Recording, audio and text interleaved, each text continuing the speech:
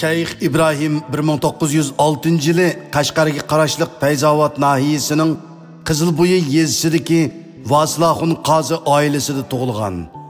Uning dadisi Vaslaxun, bovsi İbrahim Damollam va ulug' bovsi Mo'minaxun Xalpitimlar izchil Qizilbuyi jamiasida imomlik qilib kelgan 3 avlod diniy o'limalar edi.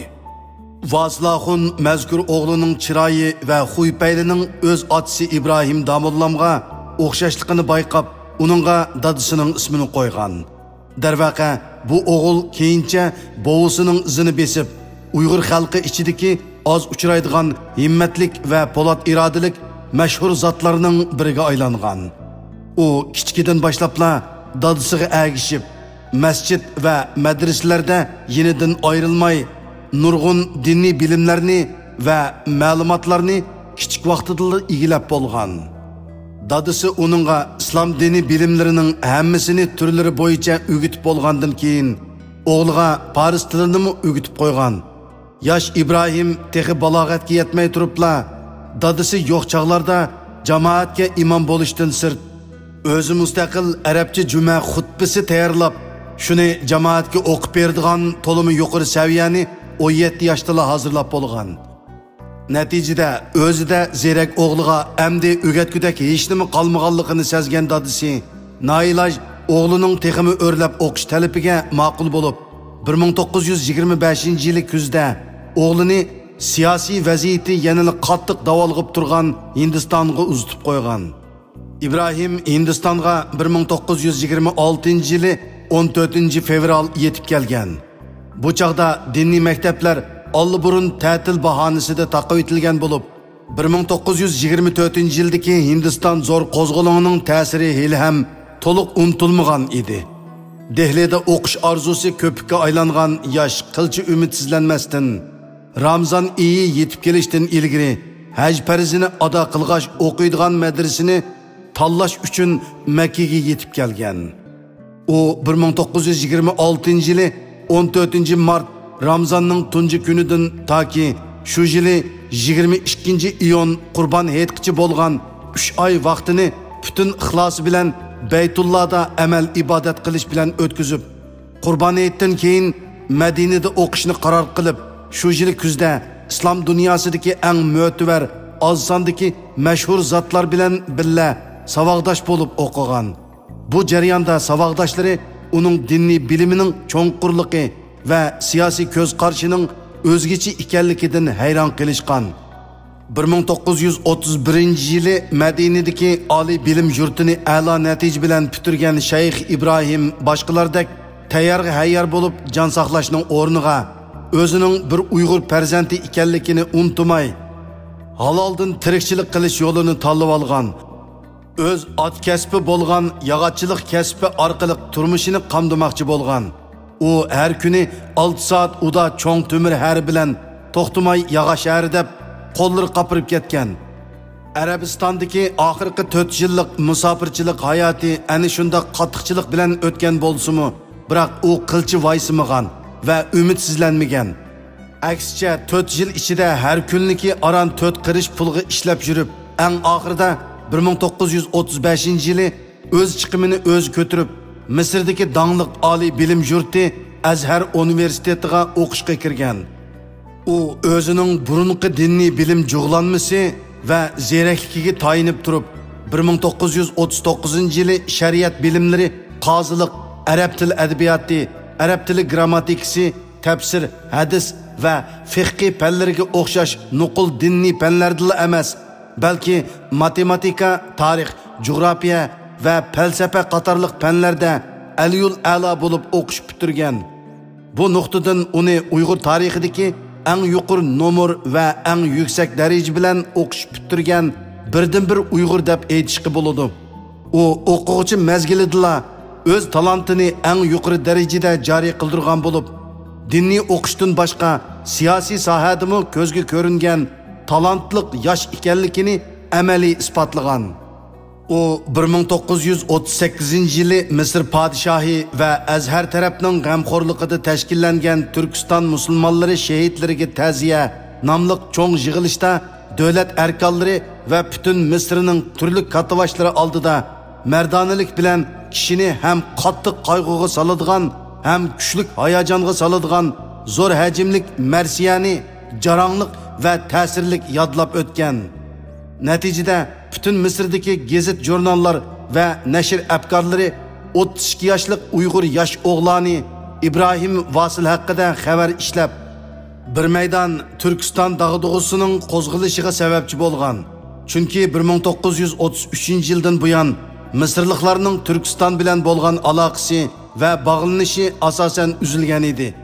Mazkur yig'inmi 1936-yili Stalin G'arbiy Turkistonda boshlagan cho'ng tozalash harakati bilan uning shogirdi Jallod Shinsay 1937-yili Sharqiy Turkistonda boshlagan cho'ng tozalash harakatida nahaq o'ldirilgan millionlagan Turkistonlik azimatlarni xotirlash uchun echilgan edi.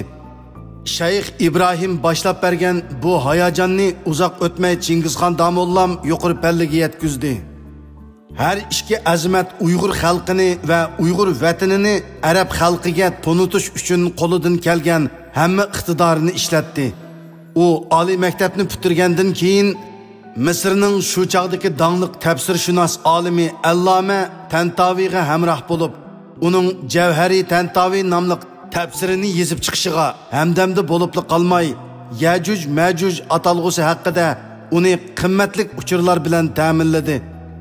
Shayx İbrahim mustamlika ostida qolgan bir millatning a'zosi bo'lg'achqa, u butun dunyodagi tajovuzchi va jahongir kuchlarga o'xshashla qarshi yo'l tutdi. Shuningdek, u 1926-yili Hindiston musulmonlarining Angliyaga qarshi milliy mustaqillik ko'rishiga kuchli hissdoshlik qilganiga o'xshashla Misrni besib yotgan inglizlarga qarshi yerlik arab vatanparvarlarga izchil oshkora hissdoshlik qilib keldi. U 1953-yildan boshlabla Turkiston ovozi nomli jurnalni chiqarib, arab xalqiga va siyosiyonlarga shu chog'dagi Turkiston xalqining ahvolini anglatib, ularni amaliy yordam qilishga chaqirgan. 1954-yildan boshlab mazkur jurnal maxsus va muntazam shaklda Arabiston ichida nashr izchil qilinib, uning savaqdoshlaridan Shayx Yunus va butun Turkiston musofirlarining vakili Ablahat Komil va uning Misrdagi ustozi bo'lgan Turkiston o'g'loni Mubashshir Tarozi qatorliqlarning kuchishi bilan arab ellarida yoqtirib o'qiladigan jurnalga aylangan. Shayx İbrahim 1969-yili Misrdan chiqib ketishga majbur bo'lib, oldi bilan Iordaniyaga kelgan. Ondan darhol Saudiya Arabistonining Ammondagi konsulidan yordam talab qilib, umri vizasi bilan Jiddi shahriga kelib, o'zining burunqi savaqdishi Muhammad Ömer Tevfik bilan aloqalashgan. Uning savaqdishi bu chaqda davlatning qatnash ministri edi. U shayxga bir kun ichida ichki ishlar ministrligidan doimlik turish ruxsati va ishlash ruxsati chiqarg'izib bergan. Shayx İbrahim tunji bo'lib Misrdagi ayolini Saudiya Arabistonga akib olgan. U bu ayol bilan 1944-yili Misrda to'y qilgan bo'lib, u ayolmi Qashqarning esilzodi bir jamoatidan bo'lgan Uyg'ur ayol edi. Gerçi Shayx İbrahim 44 yillik hayotida uningdan birmi balaliq bo'lolmagan bo'lsa-mu, biroq so'yimlik ayolining ko'nglini ayab boshqa xotin olmagan. Arab yaqinlari uni Misrlik va Falastinlik ayollar bilan o'ylab qo'ymoqchi bo'lganda u siliq rad qilgan. Chunki uning oxirgi orzusi chet elda hech qanday bir millatga singishib tugab ketmasdan, aksicha ona yurtiga Uyg'ur peti qaytish edi. Ammo uning oxirgi orzusi orzu peti qoldi. Keyincha Shayx İbrahim yaşangan seri uning yurki va mingisi 1970-yillardagi Uyg'ur xalqining fojialarga qarshi chora tadbir tepish yo'lida to'li uprab ojizlab ketgan bo'lsa-mu, u umrining oxirigacha Saudiya Arabiston podshohligida panohlanayotgan Uyg'urlarni davomli kurash qilishga va Uyg'urligini saqlab qolishga da'vat qilgan. Umrining oxirigacha o'zining tashkilotchilik talantini joriy qildirib, hozirgi Turkiya tavasida yashayotgan diniy zotlar va diniy taliblarga keladigan türlük yordam fondining ulini solgan. Milodiya 1988 yili 1-oyning 10-kuni yakshanba butun umrini bilim elish, ilm o'gitish, tajovuzchilikqa va mustamlikchilikka qarshi qutlug' kurash bilan o'tkazgan bu gigant shaxs ona vatanidan tuman ming chaqirim yiroqlikdagi Taif shahrida vafot bo'lib, shu kuni peshin namozidan keyin Hazrati Ibn Abbas mazoriga dafn qilingan. Shu yili yozda uning bilan ayrim sirdishish va duosini elish uchun hajga yetib kelgan Qashqarning bir qism diniy mo'tavarlari olimning bir necha oy burun vafot bo'lganligidan xabar tepib, qattiq qayg'urishgan. Shundan beri Qashqarlik hojilar hajga borganda cho'qim Hazrati Abdullah ibn Abbas radhiyallohu anhuning mazorligini ziyorat qilib qaytishni odat qilgan.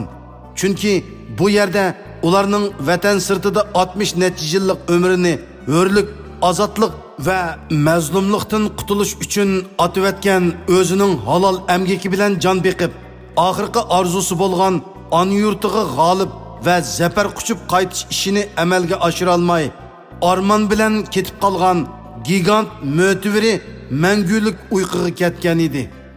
Gerçi u o'zining eng cho'ng umidi bo'lgan qutlug' yurti Sharqiy Turkistonning ozodligini ko'ra olmagan bo'lsa-mu, biroq u 1938 yildagi nutuq qobiliyati 1940-yillardagi Misrda elib borgan siyosiy ishlari va 1950-yillardagi O'rta Sharq arab ellarida qoldirgan o'chmas izlar orqali vaqti soat kelganda Uyg'ur xalqining islom dunyosida emas, balki butun insoniyat dunyosidagi erkinlik jangchilari va adolatning qo'g'dug'chisi ekanligini o'z amaliyati bilan aniq isbotlab bera oladi. Zamondoshlari uni e'tirof qilib, tegishlik hurmatini qilishdi. Afsuski, umumiy soni 100 mingga yetgan Saudiya Arabiston Uyg'urlari yaqinqi 50 yil ichida asosan arablashib ketdi. Hayoti bo'yi o'z ona vatani uchun kurash qilgan yana bir Qashqar o'g'loni Muhammad Qosim hojim mazkur olimni hayot vaqtida pat-pat yo'qlab, uning aytib bergani bo'yicha olimning qisqacha tarjimonini bizga yetkazib berdi.